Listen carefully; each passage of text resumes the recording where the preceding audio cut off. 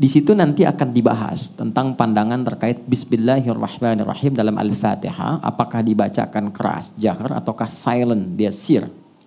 Singkatnya, ada yang meriset 70 hadis terkait Bismillahirrahmanirrahim dibacakan dalam Al-Fatihah. 70 hadis ini bersumber kepada Nabi dibagi 4 bagian, 4 cara. 4 cara ini muncul awalnya saat Ibnu Abbas, sahabat kecil belia, itu bertanya pada Nabi SAW. Ya Rasulullah, apakah Allah tidak menurunkan satu ayat yang memisahkan surat satu ke surat yang lainnya sehingga tidak diduga semua surat itu nyambung? Ya, jelas ya? Jadi Al-Fatihah ke Al-Baqarah, ke Ali Imran, ke An-Nisa terus. Maka pertanyaan itulah kemudian yang melahirkan turunnya Bismillahirrahmanirrahim.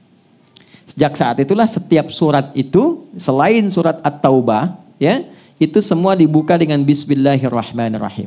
Asalnya untuk pemisah antara surat satu dengan surat yang lainnya. Jadi apa tandanya Al-Baqarah selesai, Bismillahirrahmanirrahim, muncul surat baru Ali Imran. Jelas? Nah, ketika Al-Fatihah dibacakan oleh Nabi, cara baca Nabi itu dengan Bismillahirrahmanirrahim ada 4 cara dan ini 70 hadis. Cara pertama, beliau bacakan jahar. Bismillahirrahmanirrahim. Jelas? Cara kedua, beliau bacakan sir, silent. Bismillahirrahmanirrahim. Alhamdulillahi rabbil alamin. Ingat, kalau silent, sir, jangan tempelkan di mic. Cukup kita yang dengar. Jadi nggak usah kasih tanda ke belakang. Bismillahirrahmanirrahim. Alhamdulillahi rabbil alamin. Itu namanya jahar juga. Ya kan? Silent. Yang ketiga, nggak dibaca sama sekali. Sebelum tadi kalimat Bismillahirrahmanirrahim turun, kan dimulai dari Alhamdulillah. Makanya ada hadis-hadis viral, saya sholat di belakang Nabi, Abu Bakar, Umar, Uthman, Ali. Bacanya Alhamdulillahirrabbilalamin. Itu sebelum periode Bismillah turun. Jelas? Maka tidak baca tuh langsung Alhamdulillahirrabbilalamin. Yang keempat, kadang dibaca jahar rakaat pertama, yang selanjutnya nggak dibaca lagi. Ya, waktu sholat Jumat, Imam Syekh Sudais pernah di sini ngimami di Istiqlal. Yang pertama baca Bismillah dijaharkan, selanjutnya nggak baca. Ya, atau disirkan dalam versi Ahmad bin Hambal. Keempat-empatnya ini ada. Maka 4 ini disebut manhaj. Semua petunjuk dari Nabi tentang cara baca. Kalau kita pilih salah satu, itu namanya madhab. Karena nggak mungkin keempat-empatnya. Ya, coba Anda jadi imam baca. Bismillahirrahmanirrahim. Bismillahirrahmanirrahim. Gak dibaca sama sekali. Gak mungkin.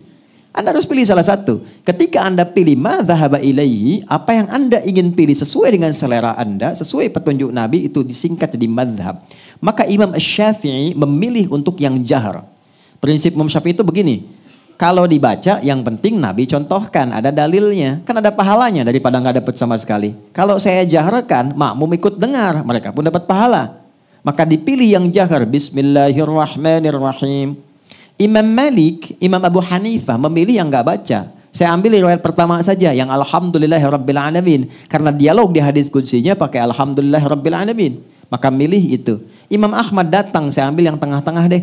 Daripada ini nggak dibaca, ini jahar, saya ambil yang sirnya saja. Tiga-tiganya ada. Abu Hurairah meriwayatkan jauh sebelumnya meriwayatkan yang keempat. Baca rakaat pertama dengan jahar, selanjutnya tidak. 4-4-nya ada dari Nabi.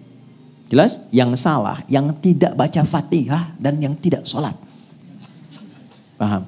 Jadi kalau mungkin ada yang berpendapat bahwa, wah itu nggak benar, yang benar yang ini. Jangan cepat marah, jangan menyalahkan, dipahami saja, mungkin baru dapatnya yang 1 dari 4 itu. Jelas ya? Oh Anda benar, terima kasih. Mungkin saya belum dapatkan yang Anda tadi dapatkan. Baiklah, saya akan belajar lagi, nanti saya pelajari, mudah-mudahan dapat seperti Bapak tadi. Lalu ketika Anda besoknya datang, bawalah yang keempat-empatnya tadi. Pak, kok saya dapatnya 4 ya gitu. Jelas ya?